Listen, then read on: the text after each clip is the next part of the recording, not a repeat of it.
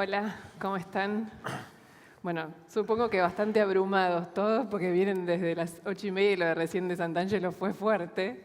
Pero me parece que lo que vamos a hacer ahora les puede permitir cerrar una idea, ¿no? Todas las incertidumbres de la economía tienen que ver con definiciones políticas. No vamos a dar definiciones de política económica, pero nos tocan. En Argentina yo tengo la idea de que tenemos una mirada muy para adentro. Nos cuesta mucho concentrarnos en lo que pasa en el mundo. En gran parte, por todo esto que acabamos de ver, nuestra economía nos trastorna y nos focaliza en eso. Nuestra política también suele ser como una especie de show de luz y sonido que nos toma la cabeza y que nos copa la agenda. Pero bueno, estamos en un mundo donde también se están dando fenómenos impensables, donde es necesario saber dónde hacer foco. Muchas veces a los periodistas de política nos preguntan dónde pongo el foco. Ahora ese trabajo es muy fuerte tanto hacia adentro como hacia afuera. Están pasando cosas impensables. No solo tenés un Trump en Estados Unidos, sino que tenés un impeachment a Trump en Estados Unidos. Tenés una guerra comercial. Tenés ciudades en ebullición, como le dijo Carlos Perellán en una columna hace poco. Hay un escenario que requiere de nuevos moldes, de nuevas maneras de pensar, de nuevas categorías. Y ahora con ellos van ellos a intentar darles una guía, un panorama, una manera de hacer foco. Carlos Perellana, lo conocen, es especialista en ciencia política y en diplomacia. Martín Rodríguez Yebra, el secretario de Redacción de La Nación. Vamos a empezar con Carlos, un poco para empezar por el mundo, ¿no? Son tantas las situaciones que se están viviendo y que cada una requiere un poco de información más concreta, que le voy a pedir a él, en principio, que nos dé esa guía y que nos cuente un poco a dónde hay que mirar. Bueno, muchísimas gracias. Gracias por la invitación. Recién Sant'Angelo hablaba un poco del mundo. Mi primera reflexión quiero hacer es que la Argentina, históricamente, el GPS, desde el cual se ve el mundo y desde el cual se codifica la agenda, es bastante pobre, es bastante obsoleto y le faltan informaciones. Esta es una constante de la Argentina. Cuando ha habido cambios en la agenda mundial, la Argentina no los vio o los interpretó mal. ¿Qué procesos hoy están marcando el mundo? Yo diría que hay básicamente tres. El primero es que hay una gran revolución tecnológica, vamos a ponerle un título, inteligencia artificial, de manera que la competencia por el poder hoy no es una competencia por el poder ideológico, no es una competencia por el poder militar, sino que es una competencia por la supremacía tecnológica mundial. En segundo lugar, el mundo que nosotros estamos acostumbrados a vivir está desapareciendo. ¿Por qué? Por varias razones. Pero una, tal vez la más importante, es la presencia demográfica y económica del Asia. Cuidado que esto no quiere decir que el Asia no existía. La primera potencia mundial en el siglo XV era China. De manera que cuando uno habla que China está surgiendo, en verdad está resurgiendo. En el siglo XV decidió su clase dirigente irse del mundo, quemó la flota, cerró los astilleros y se ensimismó. Con esto quiero decir que hay decisiones equivocadas que se pudieron haber tomado, pero lo que hoy tenemos en Asia es que Asia renace. Y en tercer lugar, la gran pulseada entre los Estados Unidos y China. Ahora bien, en este contexto, ¿qué datos observar? El primero es que los Estados Unidos se retiran del mundo. Esta es una decisión de un sector de la clase dirigente americana que encarna en esta circunstancia el Partido Republicano y Trump. Si quieren, luego vemos por qué. Es muy probable que se reelija. Si hoy vemos esto que estamos observando en los títulos, que es el impeachment, los que están de acuerdo con el impeachment son 45-46%, los que están en contra son 55% aproximadamente.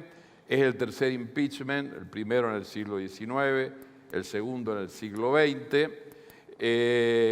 Nixon no llegó a impeachment y renunció. La única diferencia con el impeachment de Nixon es que había un hombre que manejó el mundo y la política exterior americana que se llamaba Kissinger.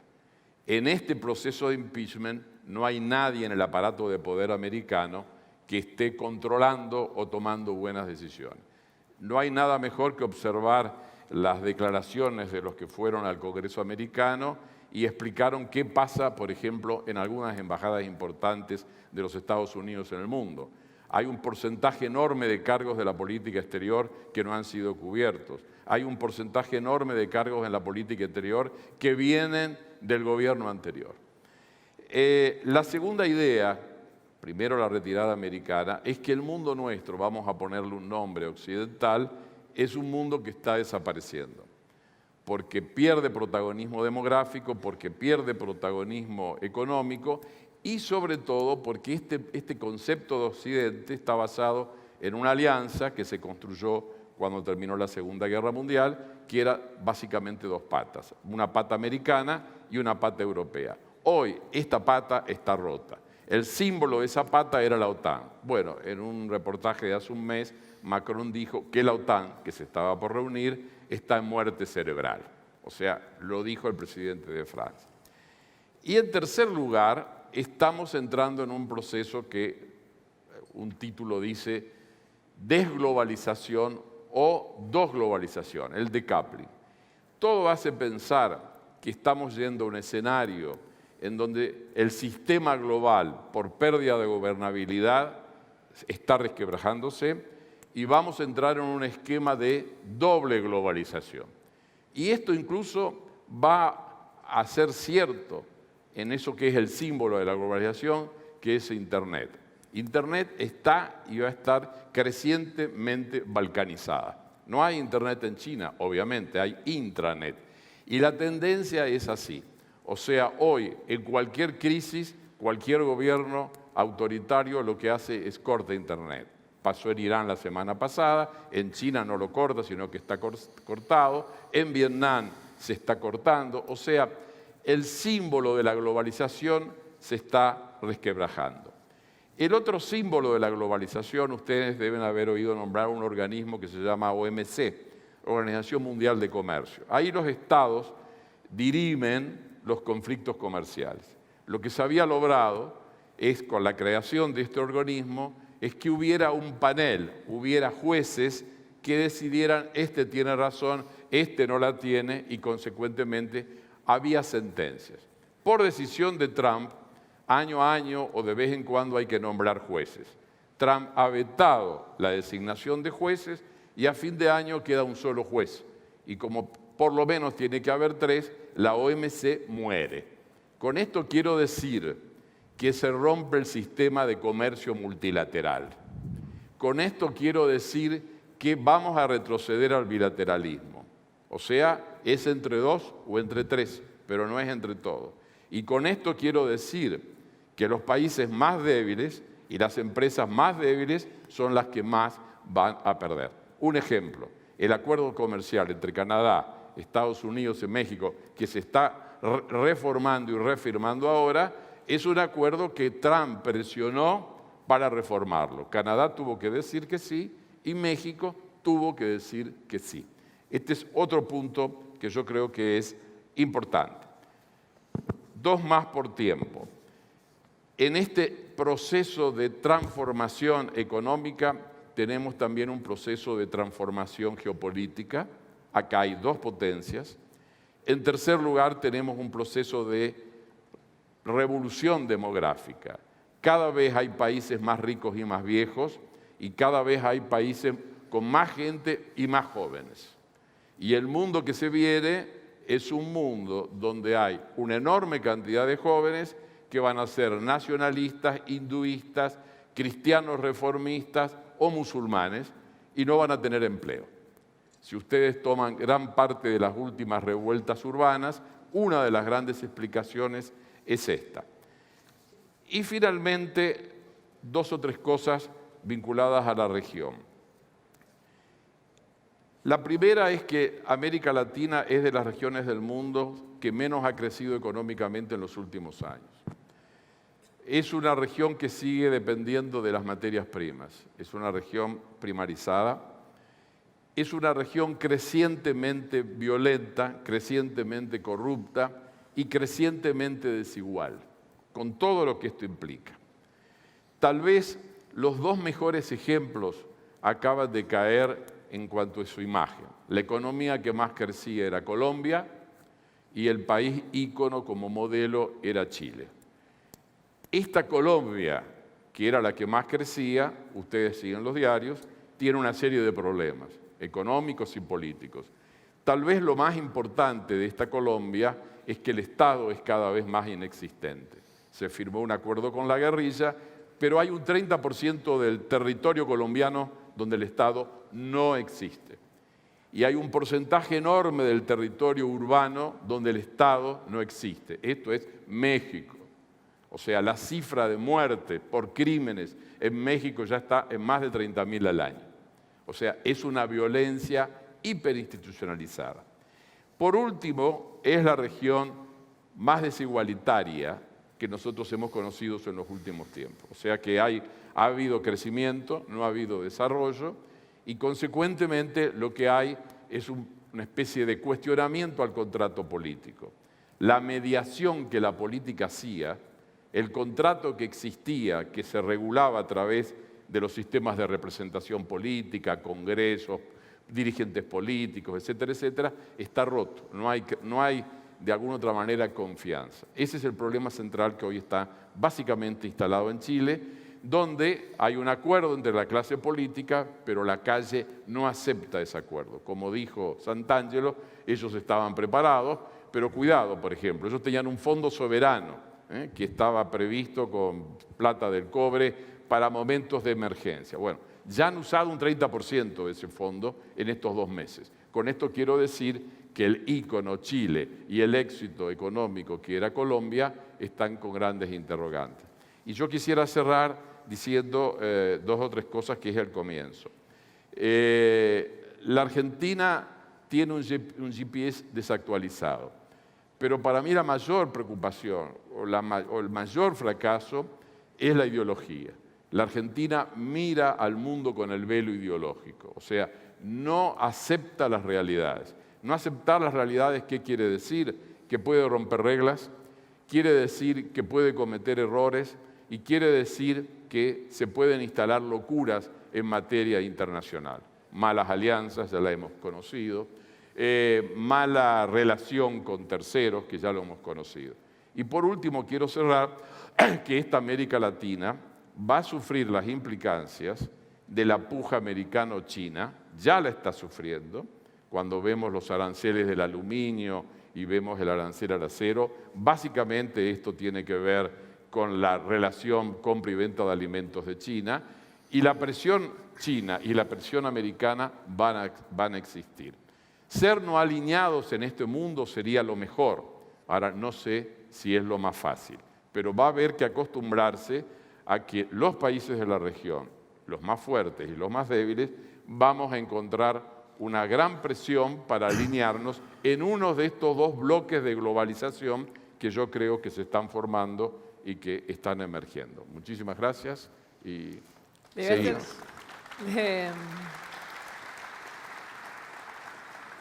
Le voy a hacer unas preguntas a Carlos antes de pasar a la Argentina, pero sobre lo que vos decías del GPS y de cómo mirar la situación.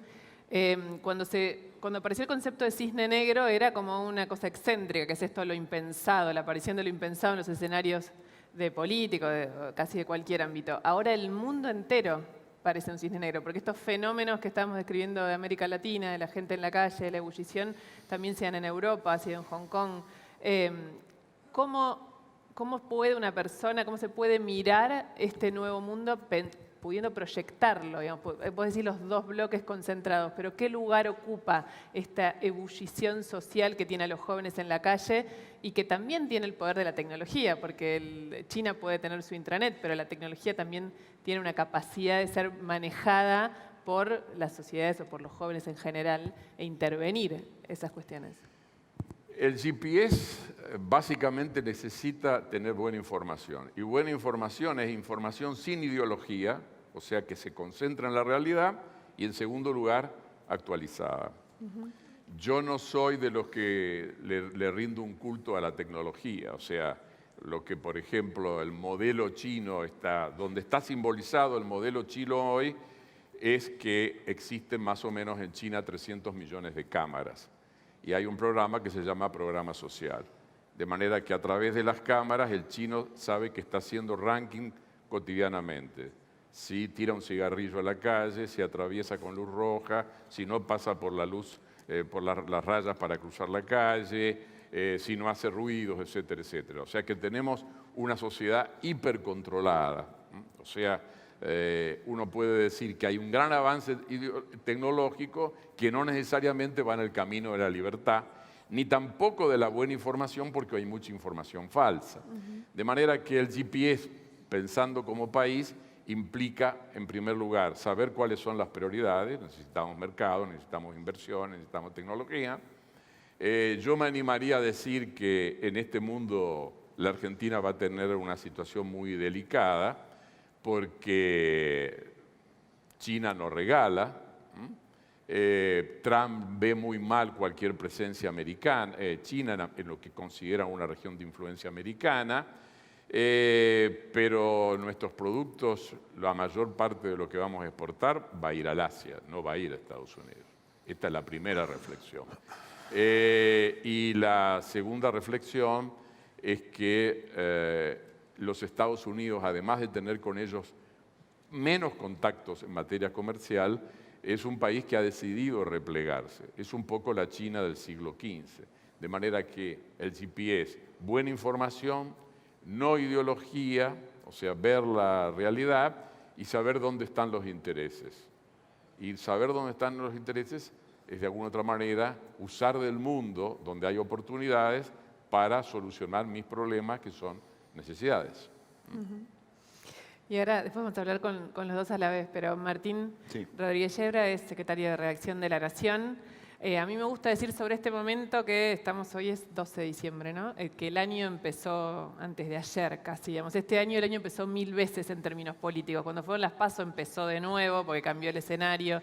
En mayo ya casi que había empezado de nuevo cuando se decidió, cuando Cristina Kirchner decidió poner a Alberto Fernández como candidato a presidente.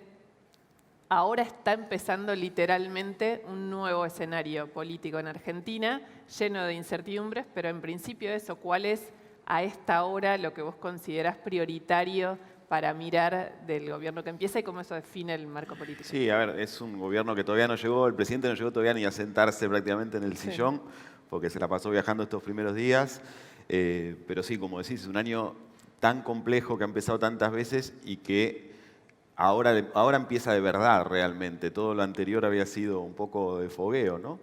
Y creo que es interesante ver en estas primeras horas las señales que deja Alberto Fernández de por dónde podría pasar su gestión, ¿no? O por lo menos el perfil de presidencia que él se imagina. Y me parece que una forma de verlo es entender que Alberto Fernández de alguna manera está tratando de no repetir los errores de Macri, ¿no? Errores que cometió Macri o que a vista de la mayoría de los analistas políticos y seguramente de Alberto Fernández, Macri cometió sobre todo al principio de su gestión y después fue reproduciendo a lo largo de su gestión. El primero tiene que ver con la acumulación de poder. Lo que vimos en la Asamblea Legislativa y lo que estamos viendo en las primeras horas de gobierno es un presidente decidido a abrirse todo lo que pueda dentro de los límites políticos que él maneja, ¿no? No es, a diferencia de lo que fue el macrismo, sobre todo al principio, pero también en otros momentos difíciles de su gestión, no está optando por la identidad, sino por la apertura. El discurso que escuchamos en la Asamblea Legislativa no era un discurso dedicado exclusivamente a los propios, era un discurso en el que empezó a intentar al menos seducir incluso a la oposición, incluso a los que no lo votaron. Las referencias a Alfonsín, por ejemplo, no fueron casuales. Un discurso en el que hace gestos muy evidentes hacia el sector más fuerte que lo llevó a la presidencia, que es el kirchnerismo, si se quiere, más duro, pero al mismo tiempo parece dejarle algunas advertencias a ese sector.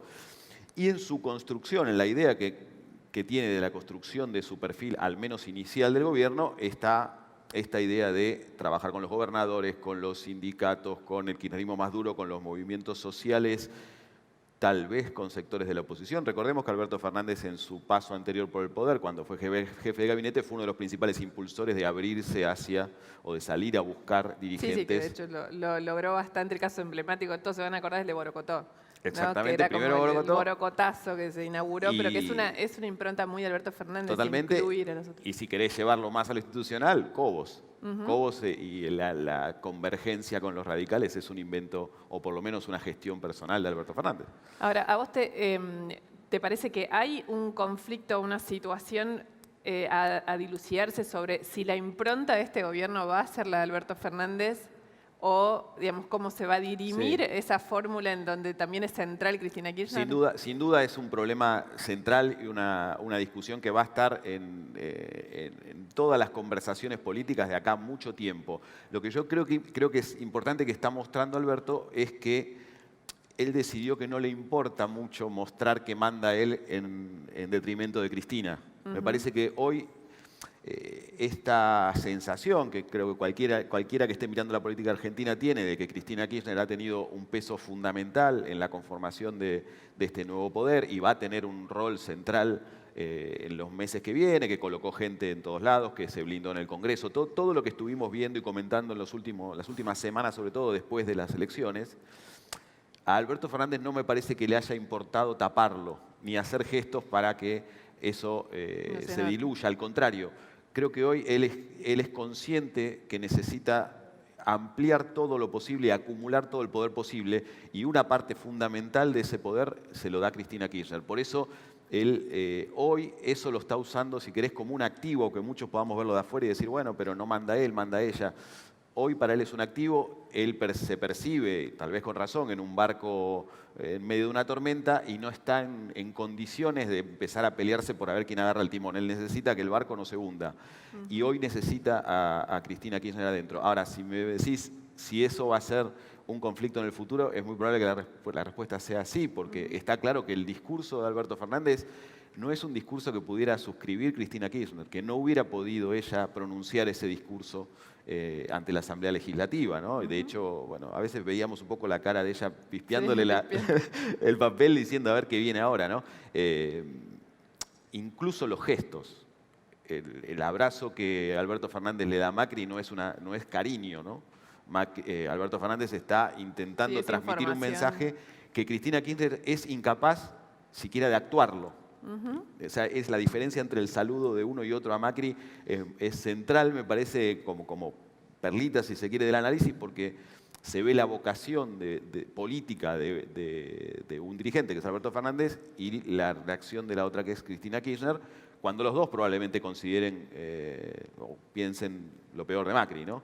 Pero hay otra plasticidad. Yo creo que ahí hay un elemento para el juicio. Y si querés, otro punto clave para entender esta presentación de Alberto Fernández en los primeros días tiene que ver con la herencia, que claramente la transforma en un elemento que le permite tener oxígeno para sus primeros meses de gobierno. La idea de la tierra arrasada, que quizás no sea tan tierra arrasada, sin embargo a él le da un margen para, por ejemplo, presentar las emergencias que se van a votar la semana que viene en el Congreso y que le van a dar mucho... Ese punto te quería preguntar. Sí. Una de las primeras cuestiones que hicieron y lograron dentro del nuevo gobierno es que en el Congreso se conformen bloques casi mayoritarios. En principio, cuando terminó la elección no tenían el número, pero toda la construcción postelectoral hizo que los bloques estén unificados, que estén en el Congreso, en el Senado, perdón, Cristina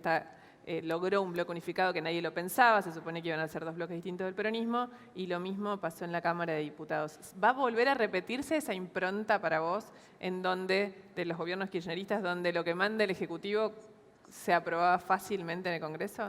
Hoy parece bastante probable, por lo menos al principio, que tal vez fue la gestión más importante que se hizo durante la transición, eso parece asegurado al principio, ¿no?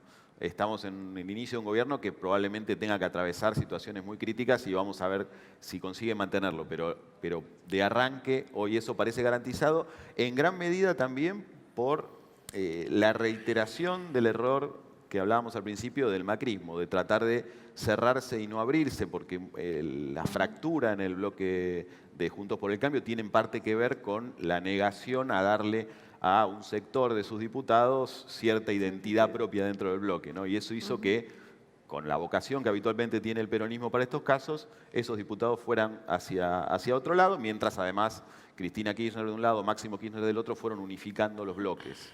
Eso le da un cierto oxígeno para, junto con el discurso de la tierra arrasada y de la necesidad de salir a paliar una situación dramática, poder tener muchísimos más poderes de los que habitualmente tiene un presidente. Carlos, te hago una pregunta. En el discurso de Alberto Fernández, él toma esta idea de decirle a la sociedad, si yo no respondo como ustedes quieran, salgan a la calle, demándenmelo. Que en principio puede ser como un lugar común de lo que dice un presidente, pero está como muy fresca esa idea con lo que pasó en Chile, con lo que viene pasando en América Latina, de gente saliendo intempestivamente a la calle a hacer sus reclamos. ¿A vos te parece, más allá de esto que dijo en el discurso, que Argentina tiene una dinámica que podría replicarse estos hechos como el de Santiago o el de otros países de América Latina? Yo creo que ahora, como consecuencia del cambio de gobierno, hay crédito y eso está más lejano. En el caso de Chile hubo una combinación de factores, porque todos estos movimientos, saquemos Hong Kong, tienen que ver con aumento de tarifas. O sea, en Irán la gente se levanta porque aumentó el combustible. En el Líbano la gente se levanta porque le pusieron un impuesto al WhatsApp. En Colombia, en Ecuador la gente se levantó porque hubo un aumento de combustible. En Chile se levantó porque hubo un aumento de tarifa de subterráneo. Con esto quiero decir que en todo hay una gota, que si el sistema está al borde de rebalsar, la gota lo rebalsa. Yo no creo que en Argentina hoy estemos en el límite del rebalse y una gota lo puede derramar. No lo veo hoy. Ahora, dentro de un año nadie sabe. Hoy no lo veo. Hay quienes dicen que en Argentina esto no debería pasar porque en realidad todo este proceso en América Latina empezó con nuestro 2001, como si hubiéramos ya pasado ese proceso con nuestro 2001. ¿Es así? Yo creo que no hay, el futuro es abierto y consecuentemente no es determinista. Yo no me animo a decir que hay tal ley social, no. Son condiciones objetivas, ¿eh? O sea, se dan en determinadas circunstancias. Cada uno defiende algo. En Hong Kong defiende la libertad y los demás que es tarifa es bolsillo. Y es bolsillo, es calidad de vida. Y sí, una gran masa de gente con problemas de empleo y en esa región que yo describí, tal vez uno de los grandes retrocesos es la caída del nivel educativo. O sea, América Latina entra en la revolución tecnológica global en un ranking muy, muy trasero. Y la última encuesta de PISA, que nos dice que un 70% de los que tienen 15 años o más encuestados leen pero no saben lo que leen, y que una enorme cantidad de gente no puede resolver las operaciones básicas matemáticas, está hablando que en este mundo con revolución tecnológica nuestros países están en la parrilla. Y la última para Martín Rodríguez Yebra, de los que están acá en el público, hay gente de todo el país. Y una de las preguntas que se abren con Alberto Fernández es esta del vínculo con los gobernadores y de la relación con las provincias y de cómo se va a alimentar, que parecía que era clave y después se fue achicando ese margen. ¿Vos qué crees o cómo ves que eso va a evolucionar? Sí, creo que si hubiera sido por Alberto Fernández le hubiera dado mucho más protagonismo del que les dio. Encontró un límite en su coalición ahí cuando él intentó armar su perfil propio, el albertismo, como se decía, con los gobernadores en sus espaldas. Hoy creo que él va a intentar involucrarlos todo lo posible sin generar un cortocircuito dentro de su coalición. Ayer hizo varios gestos, como ir a la jura de gobernadores en el interior, en Santa Fe y en Entre Ríos. Había ido antes a la de Kicillof, que si querés que es el representante, un poco la oveja negra de ese equipo, ese grupo, porque no interactúa con los demás gobernadores. creo que con el tiempo la expectativa de Alberto Fernández es que ese peronismo más clásico termine teniendo un protagonismo mayor. Pero primero tiene que atravesar la tormenta y hasta ese momento él no está dispuesto a generar un conflicto con el sector mayoritario que lo llevó al poder, que es el kirchnerismo de Cristina. Bueno, muchísimas gracias a los dos y espero que les haya servido este GPS corto y rápido. Bueno.